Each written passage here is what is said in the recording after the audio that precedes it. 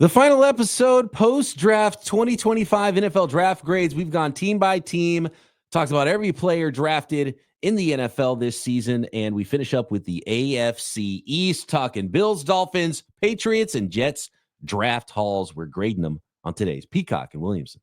NFL analyst Brian Peacock and former NFL scout Matt Williamson bring you expert NFL analysis every day in less than 30 minutes. Get an inside look at the NFL on the field and in the front office with elite breakdowns to next-level analysis and in-depth information only for the real NFL fans.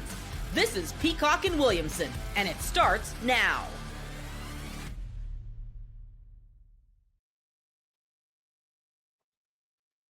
NFL show, Brian Peacock alongside Matt Williamson at BD Peacock at Williamson NFL. Thanks everybody for making us your first listen on the Locked On Podcast Network, your team every day. Love hanging out with all the everydayers as we've gone through the draft process. I guess this is the official end of our 2025 draft process, and the focus is going to go toward, well, actually, you know what we got to do, Matt, is we got to go back 3 years, because they say you're not really supposed to grade it. We do it anyway. I'm supposed to read these drafts until 3 years later. So I think the only logical thing to do is go back to 2022, go back in the Wayback Machine, and go back and not really do this many episodes about that draft, but do an episode on regrading the draft, what it looked like early, what did teams do, and it's always a good reminder of like, oh yeah, this can go in a lot of directions, and as long as you just hit on drafting good players in the draft, you realize how important and impactful that is. And I think we'll put a pin in the New England Patriots draft with that idea, but we're going alphabetical here.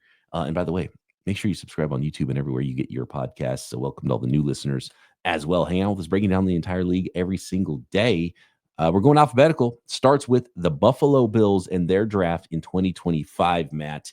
Maxwell Hairston, corner out of Kentucky, at pick number 30 overall. They moved up multiple times, moved around quite a bit, but interesting that they wanted to add some ability to the middle of their defensive line. They traded up twice in the first 4 rounds for defensive tackles, starting in the second round with TJ Sanders out of South Carolina, moved up to the 9th pick in round 2, moved up for Landon Jackson in round 3, edge rusher out of Arkansas, and then moved up again in round 4 for Deion Walker, defensive tackle out of Kentucky. So all 3 of those defensive linemen they drafted on day 2 were all part of trades where they're maneuvering around to get their guys and add some more talent to the defensive line. Jordan Hancock was the 5th round selection out of Ohio State, a cornerback. Jackson Hawes, Georgia Tech tight end in round 5. A couple of 6th rounders, Dorian Strong, Virginia Tech corner, and Chase Lunt, offensive tackle out of UConn in round 6, and then finishing up their draft with Caden Prather,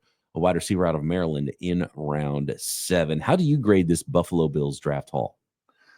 I like it. So I urge everyone, I think everyone's familiar with Warren Sharp if you're listening to this show. He does great work, mostly analytical. And I think it's his pinned tweet, the last I saw, about a real deep dive of this Bills era, the Josh Allen era, how good the Bills have been.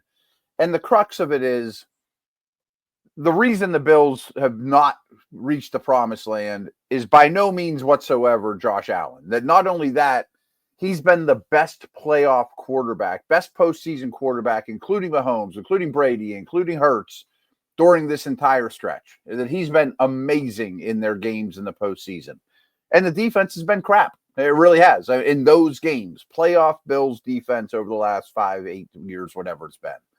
So I think that there's some great self-recognition there.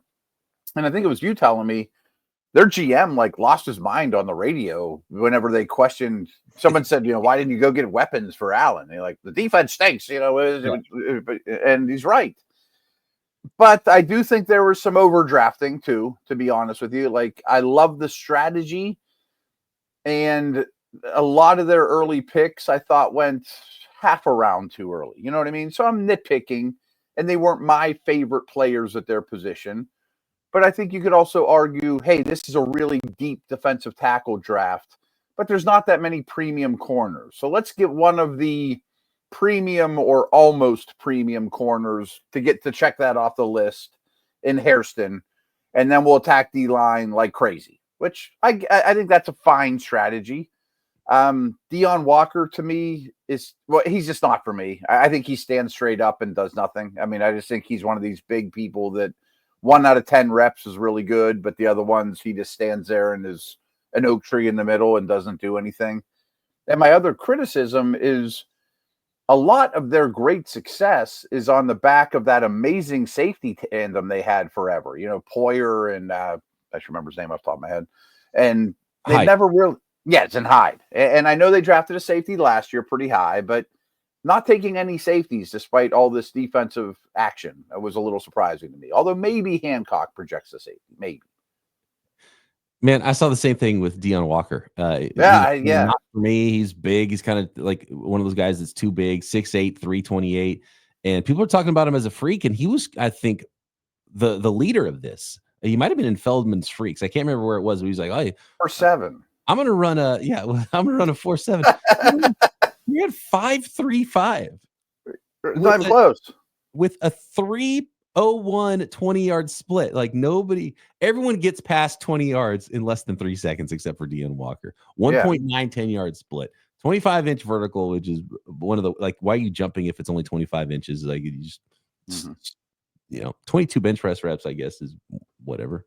More than 20 is fine for a long-armed guy. So he's got a lot of size, but I didn't really see it with him. Probably wouldn't have expected you needed to trade up for Deion Walker there. I think he was on all the top of the list coming into last year. Right. Like he was good at Kentucky. Go Wildcats! My son's going there.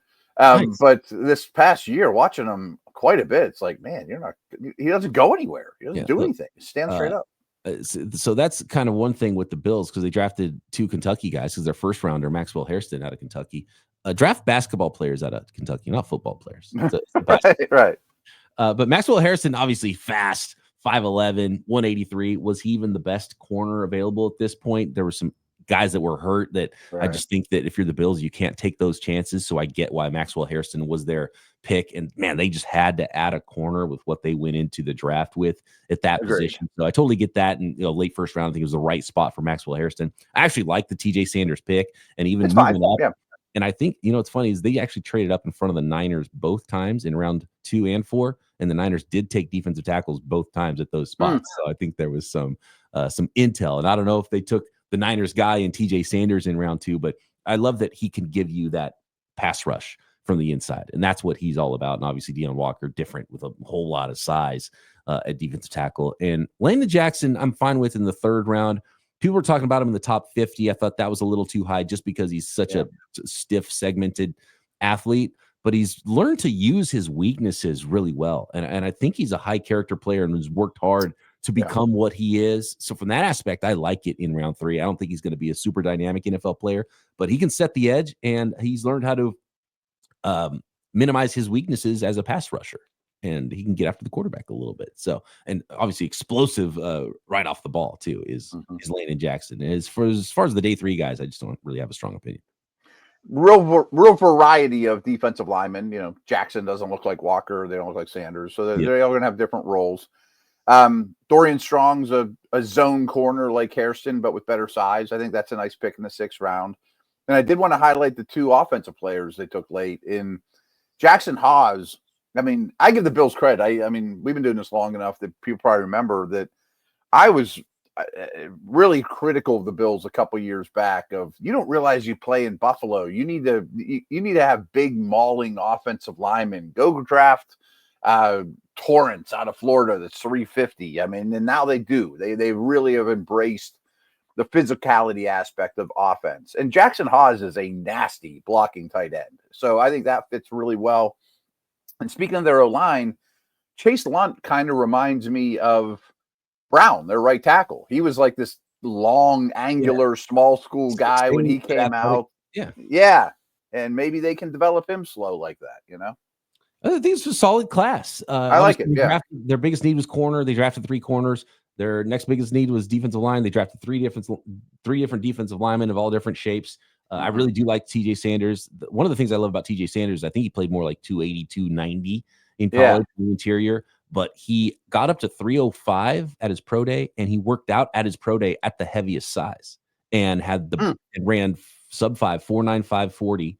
and had a better 10-yard split than guys like, Derek Harmon. He had the best 10-yard split of anybody in the draft at defensive tackle. So, and that doesn't surprise me with his get off. Yeah. Yeah. And so if he can be 305 and still that pass rusher on the interior and not completely undersized and be that full-time 3-tech, I think now you're cooking with TJ Sanders. So I like the draft. I would probably give it a solid B. It was a good haul, and I think they got some high-end players and some depth. Yeah, I agree. Again, and so I'm going to give it a B as well. And they made a lot of picks. I always like that. Yes. Next, we've got the Miami Dolphins, New England Patriots, and New York Jets draft grades for 2025. This episode of Peacock and Williamson is brought to you by FanDuel, America's #1 sports book. It's NBA playoff time. NBA playoffs are in full swing, and every night delivers something. You got highlight-worthy performances. You got major momentum shifts, breakout players, can't miss moments, and teams trying to advance. And it is always so much fun in the playoff atmosphere when it comes to basketball. Like, there's nothing better than a basketball tournament. And I sleep through a lot of the NBA season. The playoffs are just more fun. It's different. Same with the NCAA basketball college tournament. Whether it's a game-winning shot or a breakout player, there's never been a better time to get in on the action. And FanDuel makes it easy to stay in the game before tip-off or during the game. Live in-game, same-game parlays, player props. Fans have more ways than ever to play smart and win big. And what about an extra $200 in bonus bets to play with? Wouldn't that be fun and add to the excitement? And all you got to do is win your first $5 bet. So that first $5 bet hits for new customers. We're talking about $200 in bonus bets.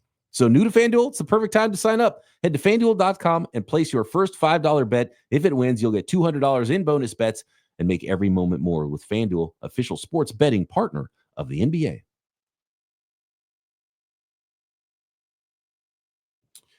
Moving on to the Miami Dolphins draft class in 2025, Matt. And they started with a big man in the middle up front. And it was Kenneth Grant out of Michigan at pick number 13 overall. And they came back with a big man for the middle, probably middle. I think they listed him as a guard, but he can play tackle as well. Jonah Savanea, Arizona offensive lineman, which he was pretty underrated throughout the draft process, and he worked out really well. And I was like, well, this guy's huge. He might be able to stick at tackle, and he can move for his size. And they got him early in round 2, and then didn't have a pick until round 5. Jordan Phillips, defensive tackle out of Maryland. Clearly, that was a priority to get bigger in the middle of the defensive line. Jason Marshall, Florida corner in round 5. One of 3 fifth-round picks. Dante Trader, the third of those fifth-rounders, safety out of Maryland. Ollie Gordon, big physical running back out of Oklahoma State in round 6. Quinn Ewers, Texas quarterback in round 7. And Zeke Biggers, Georgia Tech defensive tackle, to finish up the 2025 class for the Miami Dolphins. Yeah, this roster needs a lot of work to me, and you're not going to fix it with just 2 picks in the top 4 rounds, of course. But Wig and I have this joke going on Friday's Locked On NFL, where I said it like I think the first episode I was on with them, that the Dolphins have too many Ferraris and they need more dump trucks. Well, first 3 picks are all dump trucks. I mean, at least they recognize that they too have to go to New England and New York and Buffalo in the snow. And, not every game's on South Beach, in September. So I think they recognize that. And even Ollie Gordon, who I thought was pretty bad this past year, but was good the year before, at least now a Chan's not your goal line back. I mean, like, it was almost humorous throwing the smallest back in the league, trying to muscle through on 4th and 1s and things like that. So at least they got a banger. And I'm a fan of Grant. I did a ton of work on him. I thought he might be the Steelers' first-round pick. I'm a fan of Phillips. He doesn't have any pass rush, but I think there could be some wrestler-type guy. And Big Jonah from Arizona and James Daniels might be a substantial set of guards, So I like the approach. This is not much of a haul. I mean, I can't say I'm doing jumping jacks over Trader or Marshall or Ewers or Biggers, to be honest with you. Looking at all these Texas wide receivers the last few years in the draft, I was always like really underwhelmed with Quinn Ewers. And I was like, why does everybody talk about Quinn Ewers so much? And so I'm definitely not shocked he fell all the way to the 7th round, and whatever, he'll compete for a reserve role there at quarterback for the Miami Dolphins. Ollie Gordon, I think Ollie Gordon is one of those guys that, he's going to play a lot better in the NFL than he played last year. He's just could be. It's just the way that running backs go, his physical style. It's what they needed. I like Trader and Marshall in the middle of rounds. Jordan Phillips, like you mentioned, it's a 2-down guy, not going to give you a pass rush, but he is strong as heck in the middle. But it's all about those first 2 picks. He only made 2 selections in the first 4 rounds, they better be good. And, it's hard to predict a dynamism from a defensive tackle and a guard, but they're athletic. And does Kenneth Grant become a player who is a 3-down monster in the NFL and all that athletic ability at his size? Is he that dude? Then it's going to be a home run draft for you. And if not, then you're probably going to look back in this draft and be like, yeah, it was kind of a C, right? And so I kind of go C+ here for Miami Dolphins. Stole the grade right out of my mouth. I was saying the exact same thing. Yeah. You were high on Grant. You thought he might have been a selection, pick 20 for the. I thought it was a smidge early, but there's a lot to work with there. But Mason Graham was the one getting double teams more. I'd love them to work with Cam Hayward for 3 years. Don't get me wrong. I was big on him, but I was torn between him and Harmon. There's a lot to work with there. He's a very rare specimen. Absolutely. And, when there's more development needed in the NFL, that can always go a lot of directions. So we'll see. We'll put a pin in that one. We'll find out in 2028 how this draft went for the Miami Dolphins there. The New England Patriots needed to set a foundation for a new regime and what this team is going to be. And I have a feeling when we go look at our 2022 draft and regrade that draft, we'll look at a pick like Will Campbell and be like, yeah, you know what? You need to draft more Will Campbells because you just need more hits. And I think Will Campbell's going to be a hit. And he's going to get a shot at left tackle. I think he's long enough. He's clearly athletic enough, has great technique, and there's some highlight losses that he has had. He didn't throw pitch shutouts necessarily at LSU, but man, the tape is a lot more good than it is bad. And apparently he's off the charts. You can just tell from interviews that he's smart and he knows what he's doing, and he's kind of already master's program there in his early going, starting so many games young at LSU. I think it was more of a statement about we just need to get a foundation of guys that we can build around here, more so than swing on the tallest, fastest, longest arm dude we can find at pick number 4. Because they didn't exist. I said 1,000 times that picking 4, 5, 6 is a terrible spot this year compared to every other draft I can remember. And I think you like Campbell more than me, but still I 100% understand it.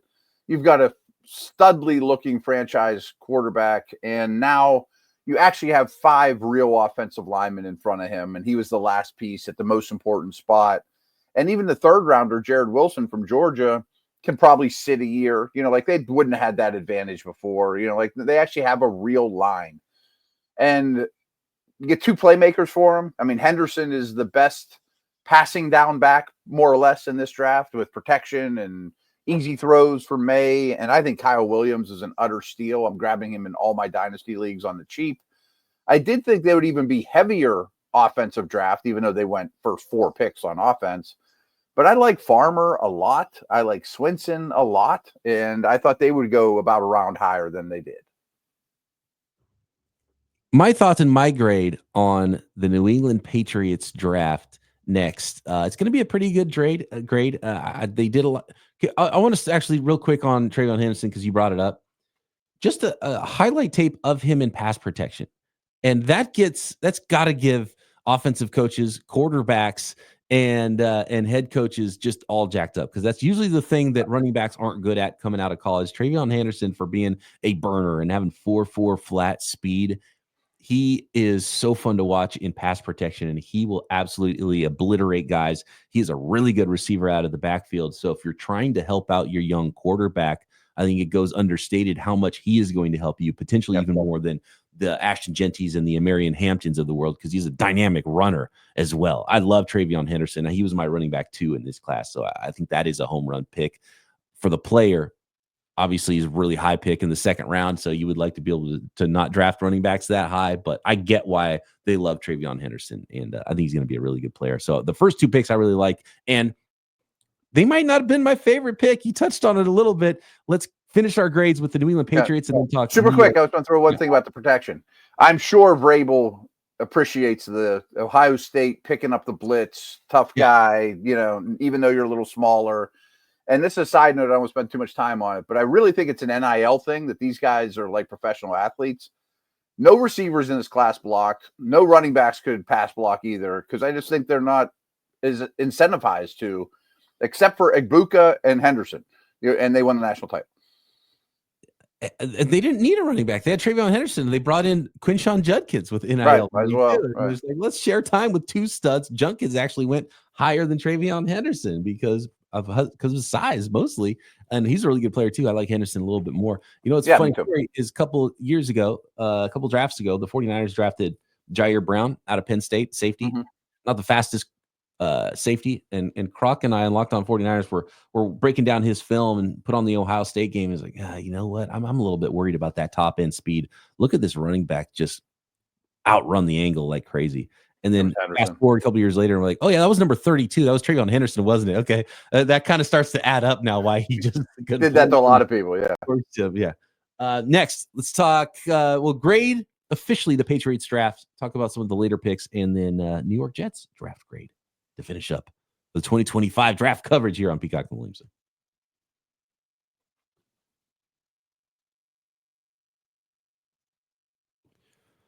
So Will Campbell, player I really like. Maybe in the perfect world, you get him a little bit later than pick number 4, but I'm not going to crush him on that. Travion Henderson, still too early for a running back, in my opinion, the way I would go about team building, but he was my number 2 back in this class. Really like him. But my favorite pick might have been Kyle Williams. You nailed it. I love him. State wide receiver. He is dynamic. You can move him around, play Z, can play in the slot. He's got deep speed. And I think no one should be shocked if he ends up being their best wide receiver at some point in the next couple of years there for young Drake May. And then you mentioned Jared Wilson, super athletic center, probably a future starter at center, if not as a rookie, as a late 3rd round pick. So I think that's phenomenal value there. Probably needs to get just a little bit stronger. He's not the biggest guy in the world, but supremely athletic if you want to get out and run wide zone with Jared Wilson, getting out and reaching linebackers with Travion Henderson with that one cut. I mean, that is a dynamic running game potentially that you're building there with Will Campbell at left tackle. Craig Woodson was kind of an underrated safety out of Cal. You mentioned Joshua Farmer, getting him in round 4, late round 4. I think there's an injury concern there with him, which is why he fell. Braden Swinson, there's some off-field. Yeah, not a free-down player, but 5th round for just a stand-up, fly off the edge, go get the quarterback guy, rotational. Love that. So this is a good draft. Like they added a lot of. You got a kicker and a long snapper too. I mean, what more could you ask for? Yeah, and they waited at least. They didn't do the 3rd, 4th round kicker thing. But Bill Belichick is probably proud that Vrabel went and drafted specialists there. They did draft the 6th round kicker and the 7th round long snapper, but at least they waited until the later rounds of the draft. And they had a ton of picks. Yeah, a lot of picks. Foundational players. You might have gotten 4 or 5 starters in this draft. Who knows? Maybe even 6 starters in this draft and some depth. I like it. It's a solid draft. Maybe not an A+ or anything like that, but I'll probably go B+ for this draft for the New England Patriots. Yeah, I was going to give him an A-, and a part of it's because Joe Alt wasn't in this draft, or he'd have been the 4th pick. You know what I mean? Like there wasn't the prototypical left tackle to take it for. That's why I've always been kind of a little critical of the Campbell pick, but I'm not sure what I would have done. I mean, I like Membo better, but then Morgan Moses can't play left, and so I understand it. That's my only. It's just a tough place to pick from, so I'm giving it an A-. And I will say with the running back in the early 2nd round thing, if let's say, okay, it's like, well, look, you need offensive players, right? So what are you going to draft instead of running back? Well, we'll probably draft a wide receiver. So who do they take? Jaden Higgins or whoever was his high 2nd round type of player, and then they draft a running back in the 3rd round. Would they've gotten a better combo of running back wide receiver than Henderson and Kyle Williams? Maybe not, probably not. So Kyle Williams is one of the better receivers in this class, and because I do think they got 2 really good ones at those positions too. So I agree. I do like that aspect of it. Talking about the New York Jets, they drafted an offensive tackle as well with their first selection just a few picks later. Number 7 overall, Armand Membu out of Missouri. Supremely athletic, really big right tackle that has tons of ability. Still needs a little bit of development there, but could end up being better than Will Campbell in the long run. Has a lot of physical ability. Mason Taylor, the son of Jason Taylor, round 2 tight end. Round 3, Azariah Thomas, corner from Florida State, fell because he did not work out especially well. Arian Smith, Georgia wide receiver in round 4. Malachi Moore, Alabama safety, late round 4. And then a couple of 5th round picks, no 6th or 7th. Francisco Mayagoa a Miami linebacker, and then they stayed at the University of Miami in the 5th round with just a few picks later with Tyler Barron, an edge rusher. I surprisingly know very little about those 2 5th-round picks from Miami. I was hoping you were going to tell me all about it. Right. I don't know a lot about either one of them. I can barely pronounce one of their names. I did watch Malachi Moore, and nobody talked about him leading up to the draft, and I was wondering why. He played a lot of football at Alabama at safety. He's good. And so he's a solid player to be able to draft late in round 4. Thomas, the tape is good. Ran 4.6, which is always going to hurt you at corner. Mason Taylor was late in the prospect. All of a sudden, everyone was like, "Oh, watch out for Mason Taylor. Probably going to go in the 1st round." I was like, "What? Mason Taylor?" He just like wasn't even in my radar. I was like a young player, and obviously the bloodlines and NFL people love that. Is he a superstar tight end? He's got a lot of ability. And Armand Membu in round 1, solid. I like it. Starting off at the tackle, Mason Taylor's going to have to be a stud tight end for this to be a really good draft class, in my opinion. Yeah, I was really high on Membo, and I would have strongly considered him at 4, 5, and 6. And at 7, I think it's an easy one. They were linked to Tyler Warren a lot. I would much rather have Membo and Taylor than Warren and the BC tackle or something like that. I mean, I think that's a better by the 10th pick in round 2 at offensive right. tackle, which is kind of how it goes. And I'm with you 100%. So I agree there. And I'm definitely a fan. I know it's 2 different regimes, but going back-to-back seasons of taking a tackle in round 1 should pay off for just about any team that does it. Thomas, where they got him, cool. I think Malachi Moore, he's not Brian Branch, but I bet that the new head coach looks at him like maybe I can steal a Bama tough guy, slot safety guy, and Brian Branch light. I don't know anything about the 2 Miami guys. I'm not going to pretend to. And Arian Smith, I thought this was way too early. He runs like the wind, but that's like all he does. I mean, he's super fast, but he's not really good at football. Yeah, 179 pounds. He's built like that. He's built for speed. That's for sure. Arian Smith. What's your letter grade here for the New York Jets? I'm trying to just picture what this team is and how good they will be. They're going to need to run the heck out of the football. Obviously, they brought in Justin Fields at quarterback with a new regime and as head coach. C plus. Yeah. Okay, Membo's one of my favorite players in the draft, but it's nice to have 2 4s, 2 5s, and I'm being ignorant on the 2 Miami guys. If they were 2 of my favorite players and I loved them, they'd be different. I just don't know much about them. They're both 5th-round picks. I should. But I just don't see a lot of instant impact, that's for sure. Is Mason Taylor a star? 6'5", 251. Like, take his famous family out of it. Is he that dude? I think he's Hunter Henry or better, which is pretty good, I'm a fan. And they needed it. I mean, they're pass catcher. They still have a lot of holes on this team, too. I mean, other than Garrett Wilson, who's catching passes? They did need that. And I think if you can hit on a tight end, probably better than potentially another, high wide receiver there for the New York Jets. So I'll buy that. And I do like that combination, the way you laid it out there. To be able to get that offensive tackle, Membo is certainly worth the 7th pick in this class. And what Mason Taylor could be. Mm-hmm. C plus start. Yeah, C plus. That's about right. And can Thomas hang? Is Thomas athletic enough to hang as a 3rd-round corner? Probably a question. And you just get a little something from those last 4 picks, some depth there. Exactly. And Malachi Moore, I bet, will be useful. So I would say, pretty good, decent drafting division overall. Patriots kind of take the cake, but they also had the most draft capital, of course. I almost feel like everyone likes the Patriots draft too much.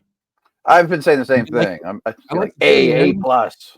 I want someone to be like someone to crush it. Be like, what are they doing here? They're not going to win with this group of guys, but everyone likes it. So good job, Patriots. They won the initial grades. We'll find out in 2028 when we do our redraft. So next we got to talk 2022 draft. We're going to break down everything going on in the NFL. We got a scheduled release. Schedule's coming out. We will record that podcast on Thursday morning and continue to get your questions in for next week's mailbag as well at BD Peacock, at Williamson NFL. Drop a comment on YouTube, subscribe while you're there, and Matt and I back tomorrow right here. Peacock and Williamson.